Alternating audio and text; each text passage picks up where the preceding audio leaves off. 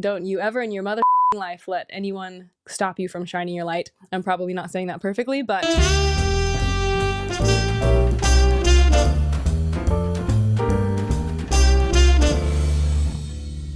I joined the Church of Jesus Christ of Latter-day Saints dressed in white on the 2nd of January 2008. I faced church discipline, which ultimately led to my excommunication, on the 26th of September 2024, also dressed in white. And while it was a possibility I prepared for, I wasn't prepared for betrayal at the hands of my leaders, nor the emotions I would feel. I also didn't want it to happen. I didn't want to be an ex-Mormon, but here I am.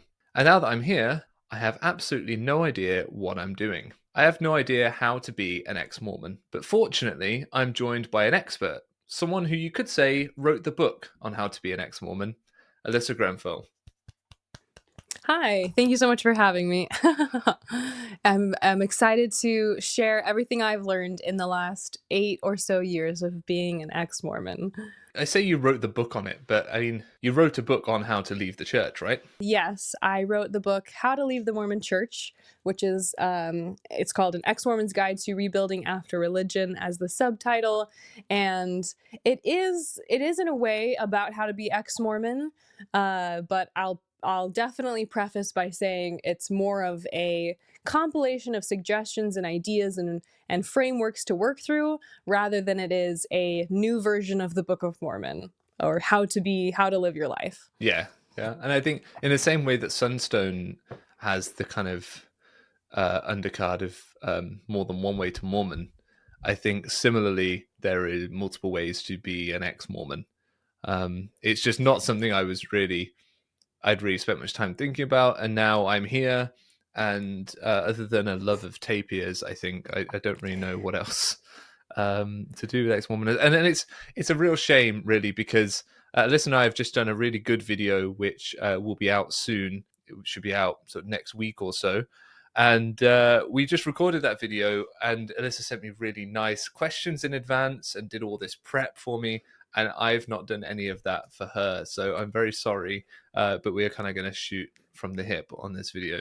So can we start by talking about finding new value and purpose outside the church? Because the church, to me at least, seems to give you all your value structures and give you your sense of purpose in life. And when the church then takes that from you through excommunication, how would we go about sort of finding new ones? Yeah, I think it's a really good question to start off on, and it speaks to my earlier comment about how, as much as the church taught us to follow a very particular path, we learned about the straight and narrow way, and there was really only one right way to do so many things in life. And it's really easy, I think, in leaving the church to look for a new value system that will do literally that same thing for us, but just in kind of a different font.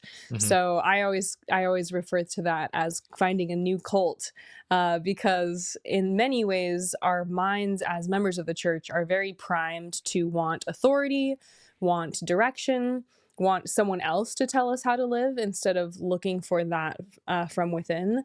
And so I think the first step is, rather than looking for a new system that feels similar, or rather than looking for a new, priesthood leader, but some other organizational or authority structure or system, to begin to substitute the church's authority in our life for finally embracing our own authority in our own life. And I always refer to that as being the God of your own world, because I think it's really important not just to say, okay, I know a lot of ex-Mormons who became Christians, so I'll do that. Or I know a lot of ex-Mormons who love tarot, so I'll do that. Or, a lot who are atheists, so I'll do that. Versus finally allowing yourself to look in the mirror and reflect on and ask yourself, kind of for the first time in your whole life, what do I believe that's emanating from myself? There's a line in a new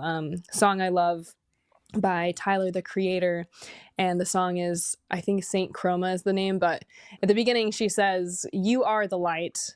It's not on you, it's in you. And don't let," I forget what she says, just like, don't you ever in your mother life let anyone stop you from shining your light. I'm probably not saying that perfectly, but Right. I Okay. feel like that is, to me, my new mantra as an ex-Mormon, which is, I am the light. I don't need a bishop. I don't need the spirit. I don't need even God. For me personally, I'm the light, and I'm not going to stop it from shining. It's not, the light is not on me from God, it's in me. So um that's a long response, but People are going to see our very different approaches in this video come out, I think. I don't think I've ever dropped an F-bomb that early on in a video, but also you can edit that out. no, we're You keeping that in for sure. I think it highlights the difference between our approaches. And as you were saying that, I think actually I kind of did that. And because we talked in our other video together about my desire to maybe just follow the path that other people followed when they discovered problems with the church or discovered the church hadn't been honest. And instead, no, I chose to take my own way, and my own way involved staying true to certain kind of fundamental things that I still believed. And so I think for me, then the struggle is that I wanted to stay true to those things, and I wanted to remain within an organization that's then removed me. And I think that's a jumping off point for us to maybe talk about the difference between being removed and choosing to leave. Yeah, I'm sure. I think the emotional process is much different. And, I think when I stopped believing in the church, I really investigated the different choices I was making with a new moral framework.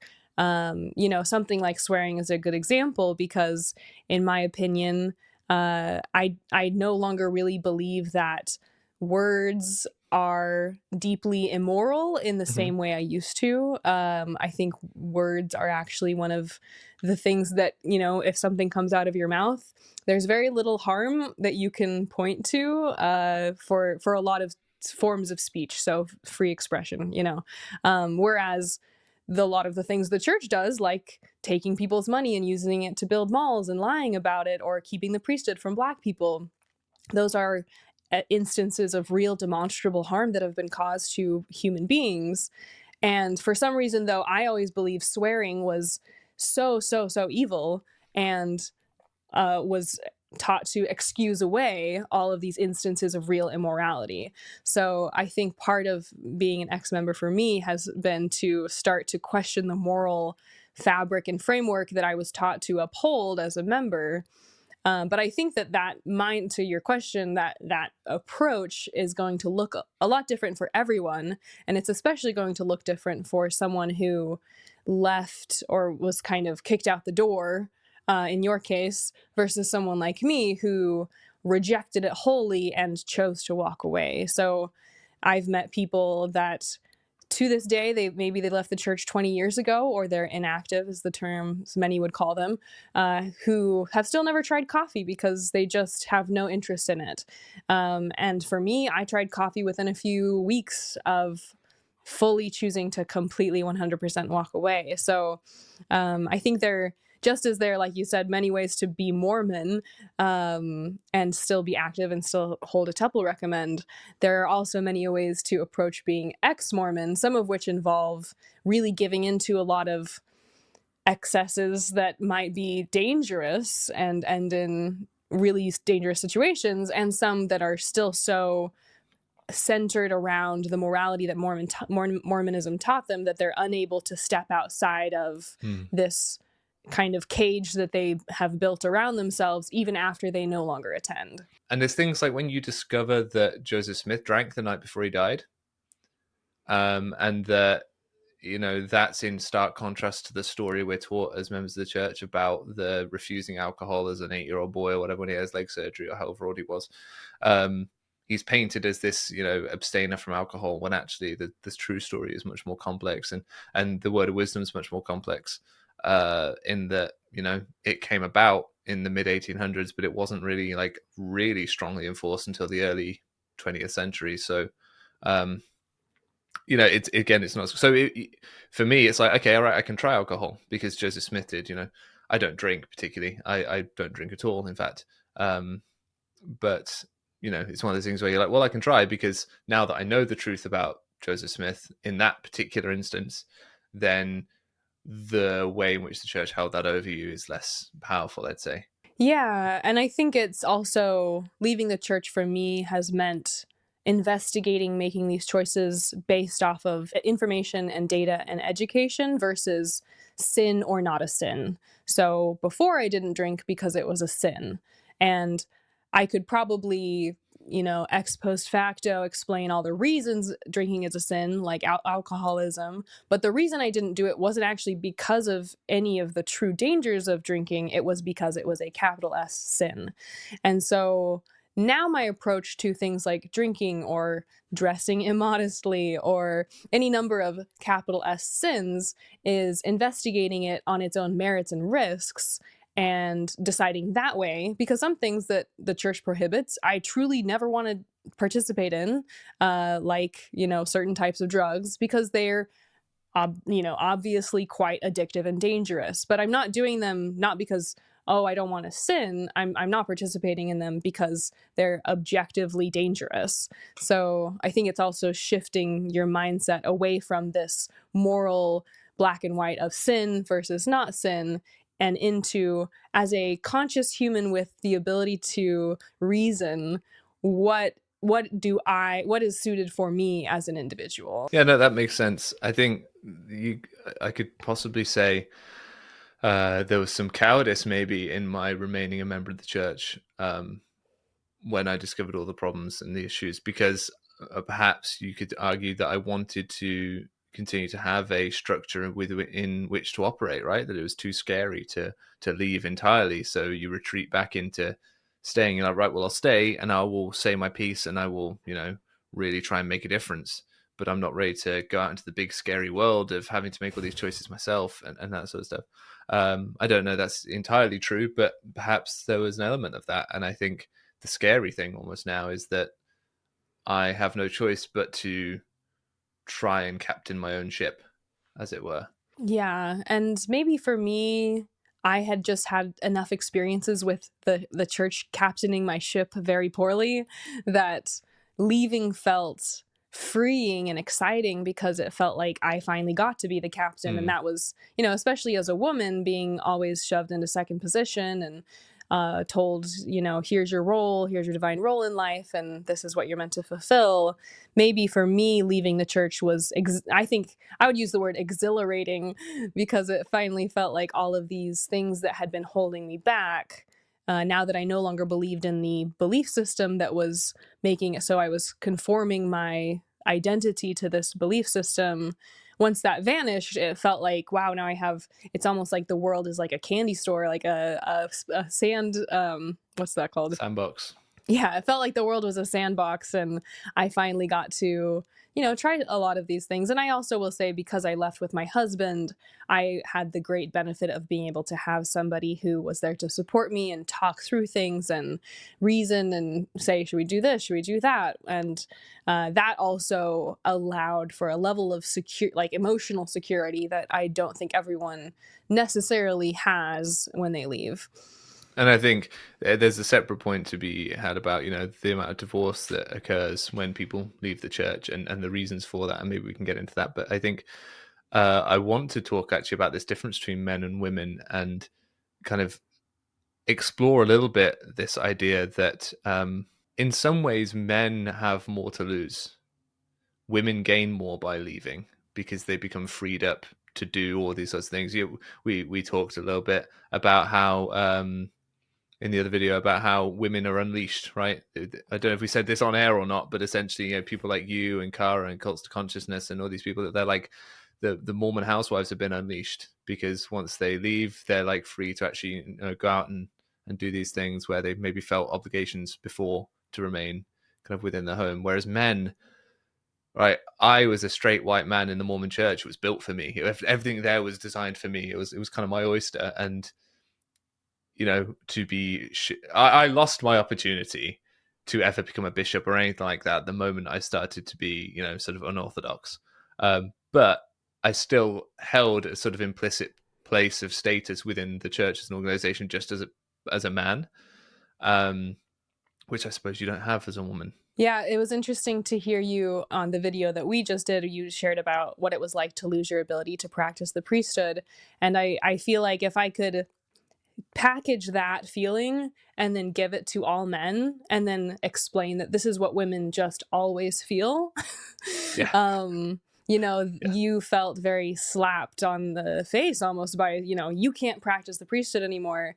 And that is just the air you breathe as a woman, that something about your physicality, being a woman, you're a woman, means that so many options of what you see men participate in within the church, so much power, so much authority, so much autonomy, uh, ability to walk through the church, and participate in different things. All of that is just, the door is completely shut and it's barricaded and locked, and there's a table pushed in front of it. So I think, yeah, I think leaving as a woman, I've actually had a lot of women share with me that when they left, they were so much more angry because of what the church took from them, and that leaving the church was an incredibly emotional process, versus when their male spouses left, that it was almost like the toy that they had enjoyed playing with wasn't fun anymore, and they can toss it to the side, and there's not this grand reckoning of emotional, like, violence, or what's the word I'm looking, volatility.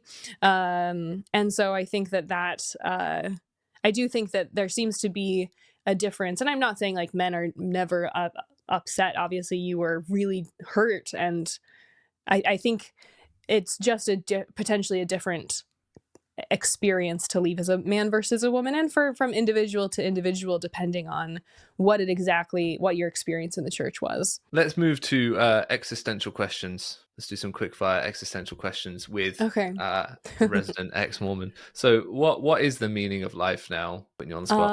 Am I to answer this for all people or for Oh no, just myself? for yourself. Yeah. Okay.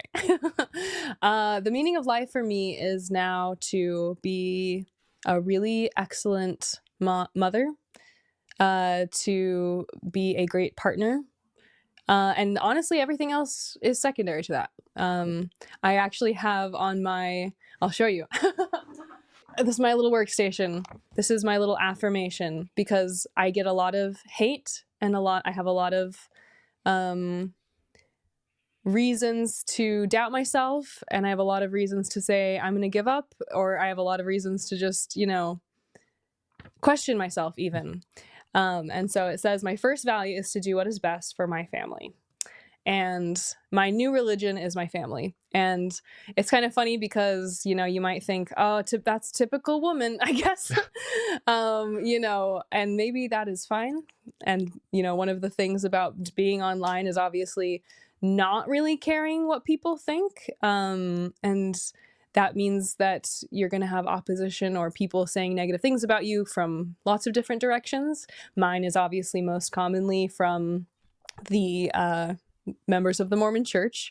But I think that my highest value, my purpose in life, is to, love my family, and everything else is very inconsequential to me.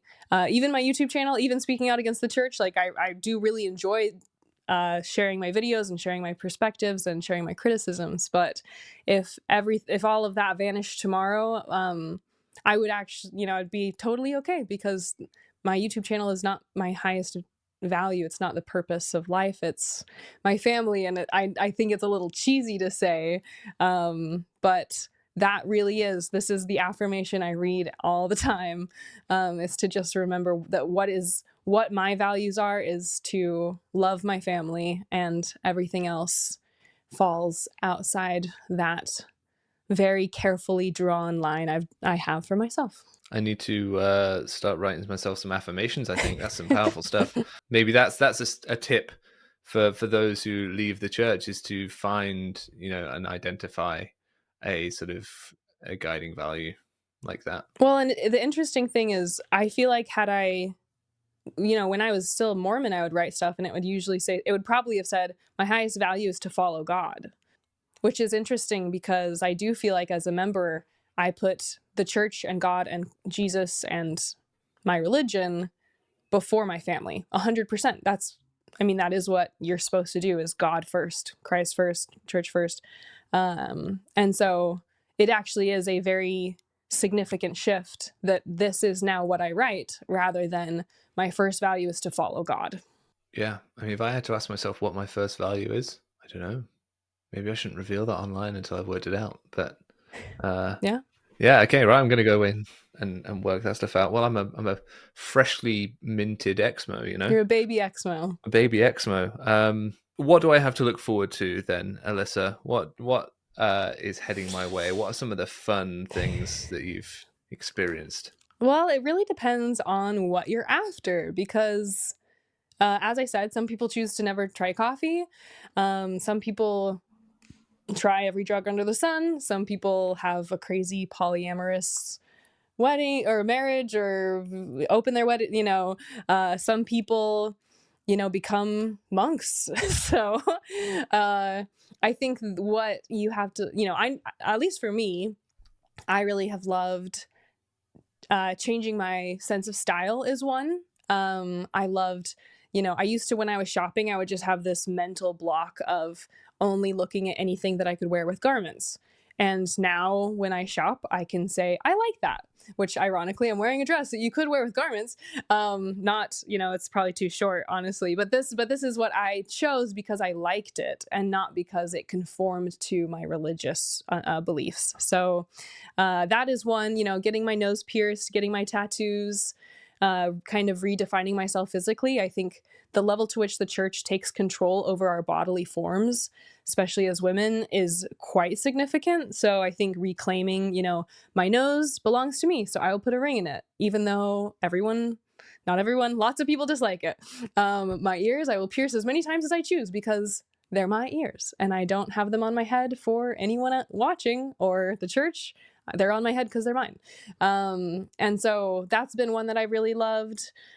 Drinking. I do enjoy drinking. I wouldn't say I drink a lot because it's not very healthy for you. I try to just drink socially. But I do enjoy drinking socially with friends. I mean, coffee, I'm definitely a coffee addict. I love drinking coffee so much. We have a Breville espresso machine that we had really low quality coffee for a really long time after we left. We just, were using just some low quality stuff. So we finally splurged and got a really nice espresso machine. And that was the crowning joy of our ex-Mormon home, was to get a proper espresso machine. So there's a lot of it's kind of funny to realize how many little things there are that now, if I were to look at my life, if I were still Mormon, I'd point out hundreds of things that I do that aren't very Mormon. But now it's just my life. It's just the drumbeat of what I've chosen for myself. And I even watching R-rated movies. My family never watched R-rated movies. We weren't even. I remember learning about Schindler's List and how it was such an amazing movie, and I asked my family if we could watch it, and it's rated R. So I think even little things like watching the movies. I also wasn't allowed to watch Hunchback of Notre Dame because Esmeralda is a woman of the night. So yeah, apparently that's what my family thought,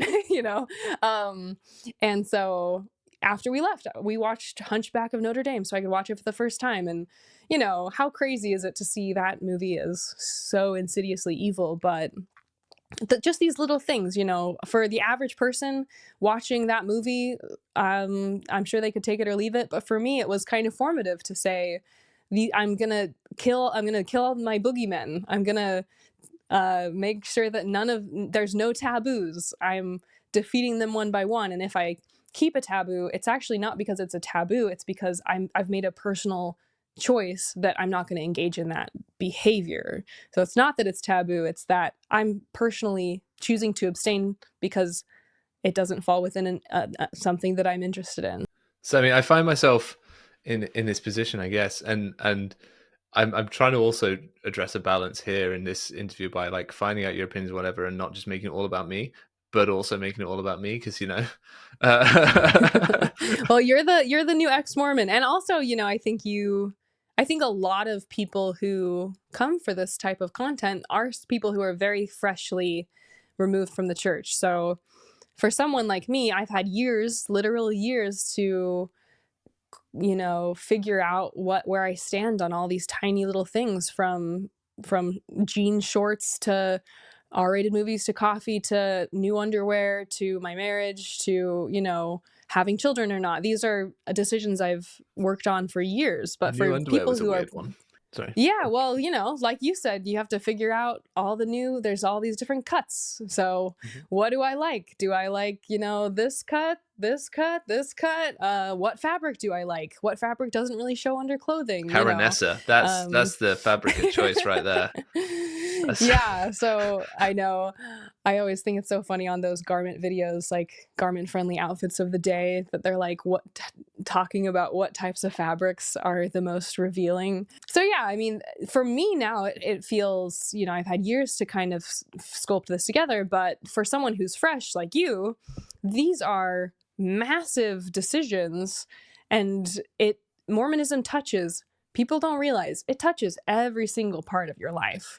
And so when that's the case and it gets ripped out from under you, you are rebuilding from zero. And I feel also like I'm doing this under a large amount of scrutiny. Yeah. Because my position was, and honestly was, that I did not want to be removed from the church. If I decided I was going to go out and get a tattoo, everyone's going to be like, oh, okay, so Nemo really didn't believe, or this or that, right? I'm not saying that I necessarily do want to go out and get a tattoo, but it's the idea of like, okay, there were some things, and this is where I'm going to do that video, and I need to do that video on like kind of what I believed, and sort all that sort of mental space out, and not just for everyone else, but just for me, so I can get a clear idea of kind of what my path is moving forward. Because one of the things I was unorthodox about was things like, second piercings in the ears. I wasn't like Bednar, who was going to say, right, I'm glad I didn't marry that woman because she couldn't listen to the prophet and she went out and got, second piercing or whatever.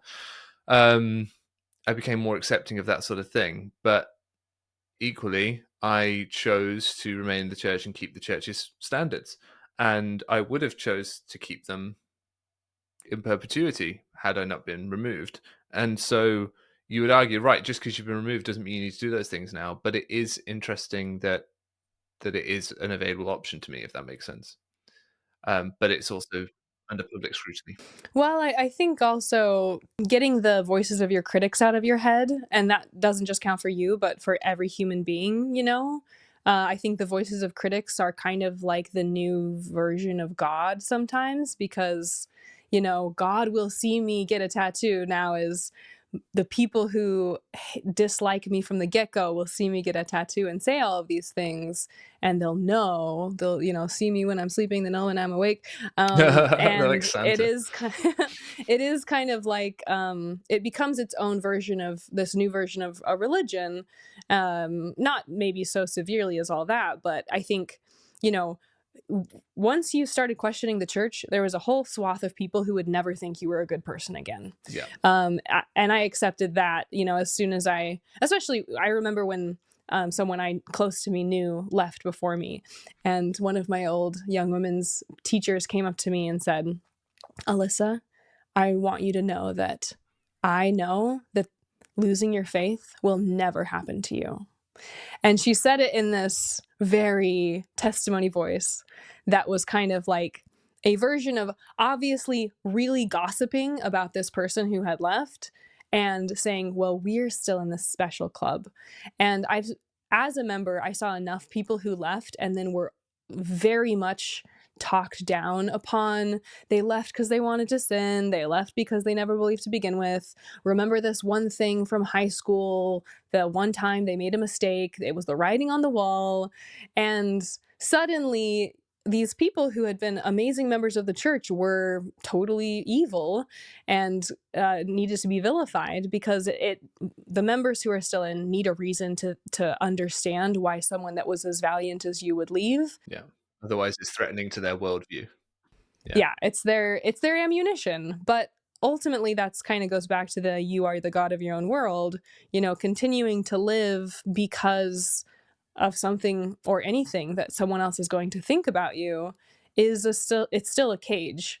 And whether you get a tattoo or not, there's nothing you can do at this point to prove that you were a believer. And I think a lot of people try to just, I'm never going to post a picture of me with a cocktail. I'm never going to post a picture of me getting coffee. I'm never going to, whenever my parents are home, I know people who, when their parents come into town, they get their garments out of the back of their closet and they put their garments on just so they can show to their parents, look, we're still active in the church. And that is, that's just a lot of effort for other people. I think you deserve to be the center of your own life. And if that means that other people will say X, Y, and Z, you were never going to please those people to begin with. Yeah, I think that's a fair point, and I think it's proved by the sort of videos that have been made about me.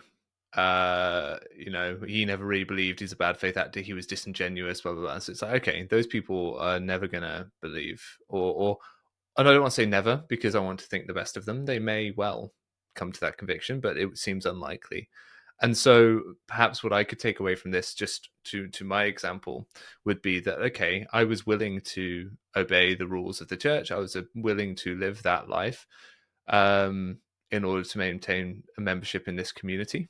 There were things I wasn't willing to do in order to maintain membership in the community, like not speak out about problems in the institution, not speak out about dishonesty when I saw it. So those were my places where I was willing to step out, but there were other things where I didn't mind not drinking. I didn't mind not having a tattoo. I didn't mind not smoking, all those sorts of things.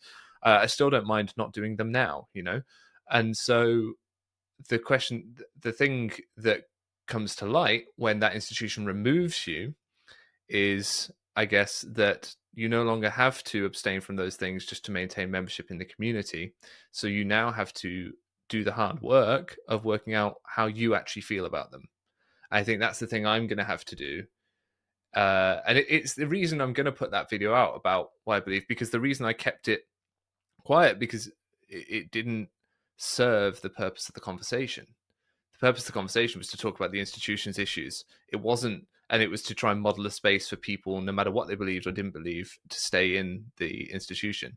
So my own personal belief and faith didn't really matter, because that would just distract from the conversation at hand, because it would just become a shorthand for, well, he doesn't believe this or he believes that, X, Y, and Z. Whereas now I've been excommunicated, that shorthand already exists, right? Mm-hmm. That shorthand is there. He's an excommunicated member of the church. You don't have to listen to anything he said, regardless of what I ever believed. And so at that point, yeah, you could say, right, well then, if I, on reflection, decide that tattoos aren't immoral, I could get one. If I decide on reflection that drinking isn't a moral sin or a moral issue, then I can do it, etc., etc. I think that's maybe where I could come to with that, and what maybe you could advocate for other people to come to with that. What are your thoughts? Yeah, I think I also think it's to me, it's like I said about reclaiming my body from the church. I also think it's just reclaiming your mind from the church. Your mind should have never been theirs to begin with. And I think it's worth reflecting on the decisions you would make outside of this system, because the you that exists inside the system, which is really the only isn't actually it's someone that has been heavily conditioned to come to certain conclusions.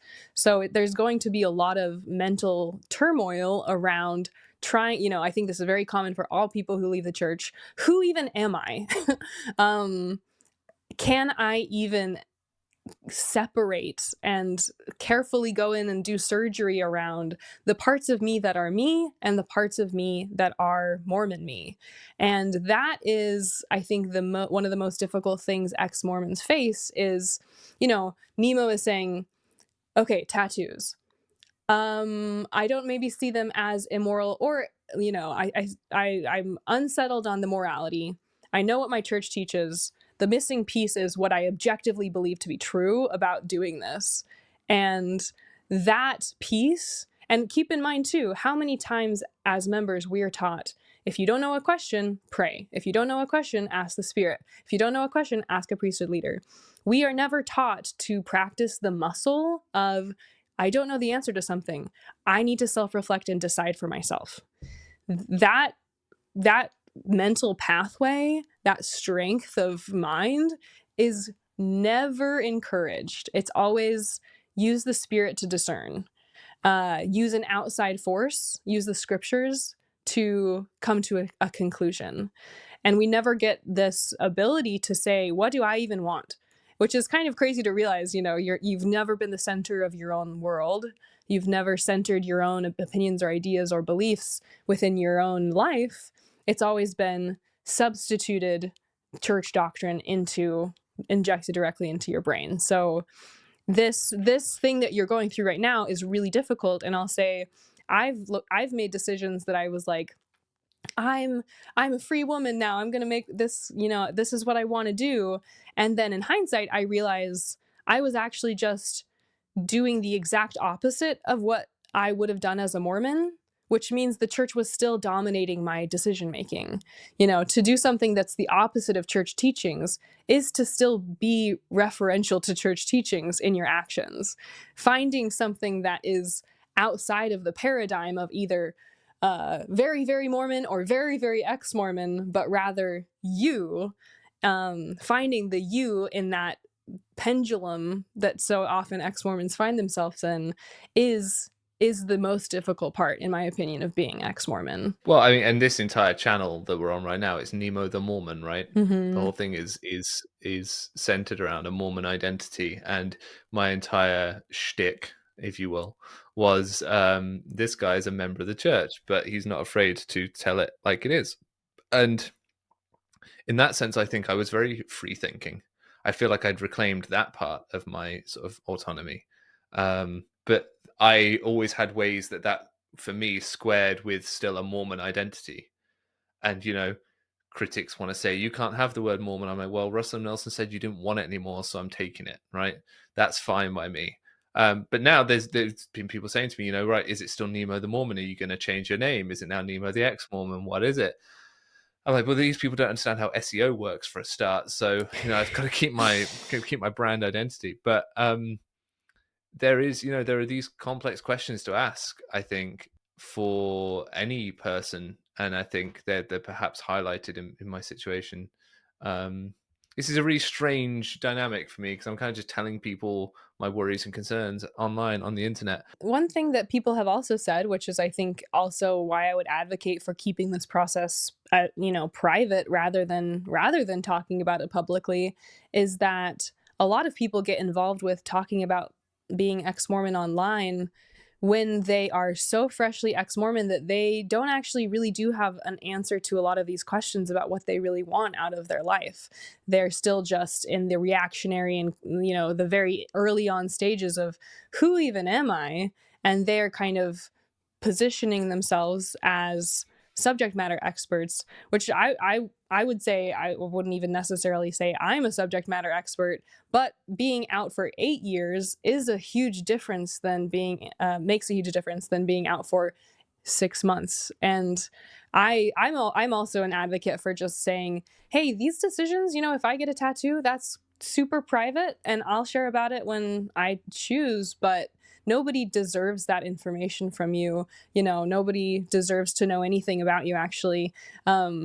They can know what you choose to share with them, but I think sharing your entire life online, especially when you're freshly ex-Mormon and you're making some of these really difficult choices, actually is adding hurt, insult to injury almost, because you've left the church and now you're kind of re-traumatizing yourself by putting some of your most personal choices out on the internet for everyone to criticize. So, I think if these are, if people are like, well, what do you believe now? You have to tell us. Actually, I don't know anyone anything. You can stop watching the videos if you're frustrated that I'm not answering questions or something like that. But, you don't owe your critics, That was my position for a long time. I was like, I don't owe anyone an explanation of what it is exactly I believe. I'm comfortable with my position. I'm comfortable with my beliefs within the church, and that's that. And I'm not going to get into them. I think for me now, I think it's something I always did want to share. And so I feel like it's now a time when I can, or certainly it will soon be a time when I can once I've worked it all out. And I think the process of doing that will be helpful to me. But equally, we're talking about this hypothetical tattoo situation. I'm not getting a tattoo, guys. Don't worry. Keep subscribing. Get a tapir tattoo. Get a tapir tattoo. Yeah. That'd be beautiful. Yeah. But you know, it's just an example of the sort of thing where someone like me, I guess, who didn't want to leave the church, has to then contend with how much of an organization that removed me do I want to keep? Yeah. You know, because it's not like I left because I want to reject all of it. It's like, okay, they removed me for a very specific behavior, you know, talking out truthfully about their dirty laundry, if you will.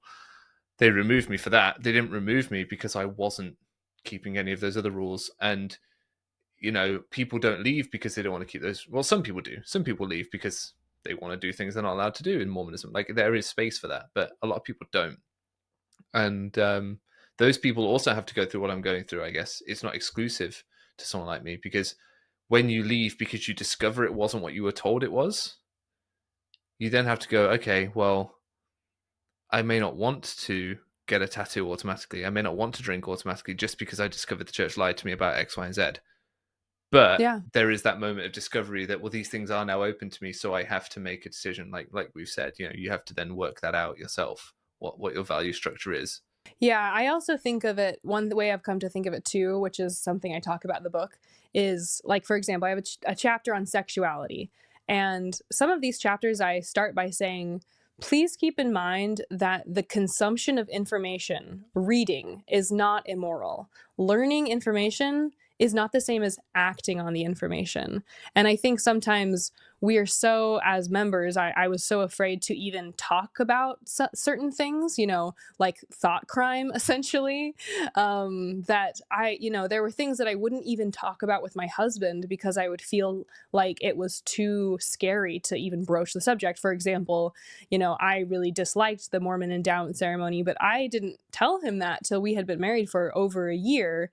And that's something I'm very consciously concealing from my own spouse because I believe that speaking things aloud is a form of sin. And so I think, in the same sense, you know, we in our marriage, and for me personally, have a rule: I can read about whatever I want. I can talk about whatever I want. And there's a clear differentiation between actions and talking and consuming information and learning. So I can learn as much as I want about literally any subject on the planet. And it's kind of like what I was talking about with swearing. There's a big difference between the damage caused by swear words versus certain physical actions that really do cause harm in the physical world. And so I think telling myself consistently and constantly, it's okay to consume information. You know, it's okay to learn about topics that are moral gray areas. That actually is how I'm going to be able to make decisions about my life. I'm going to pause. I realize my computer is not plugged in and the battery just said it's a battery. A few moments later. And so I think also keeping that at the center of your new approach to life, as an ex-Mormon, and to anyone who's watching this who's a recent ex-Mormon, which is that information is power, education is power, and it should not be considered immoral to read up about cannabis use. You're just reading, actually. You're not smoking it. It's going to be okay. But I think as a member, I really considered, you know, even seeking out information, you know, reading a book about smoking was basically nigh unto smoking itself. So Was as a man thinketh in his heart, so is he. Right? That's the scripture. yeah. So it means that it's kind of how also we're taught not to seek out anti-Mormon content or resources, because the seeking out of that information is a sin in and of itself.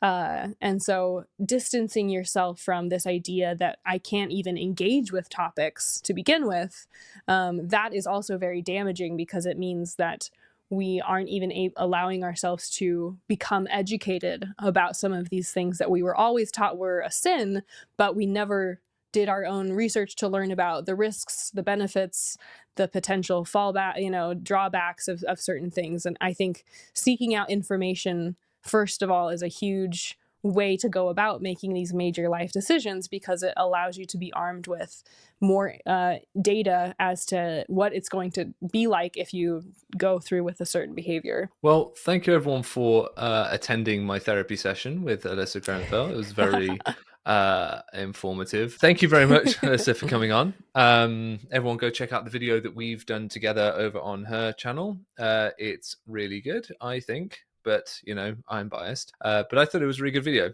and I think between that story about how I ended up excommunicated and this story about how to live life as an excommunicated member, or certainly how to start to tackle the world outside of the Mormon Church, I think it will provide quite a useful resource for people. I want to end with a final question before we go, which is, what is the strangest thing that has happened to you, Alyssa, since leaving the church? Honestly, the strangest thing for me has probably been going from never really making any content on the internet to having almost 1 million subscribers, followers, people listening to what I have to say about the Mormon Church. So this what we are currently creating here falls along in with the rest of what is probably one of the weirdest experiences of my life. Yesterday we were at this indoor playground here in Texas, and this girl said, "Do you have a YouTube channel?" I was like, that's probably one of the weirdest things that has happened to me, is just this whole internet thing. I never expected it. For most of my adult life, I was in a classroom as a teacher.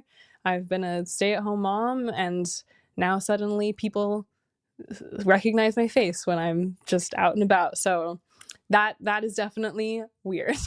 Yeah, I agree. It is a very strange thing. Thank you very much. Everyone, make sure you like this video.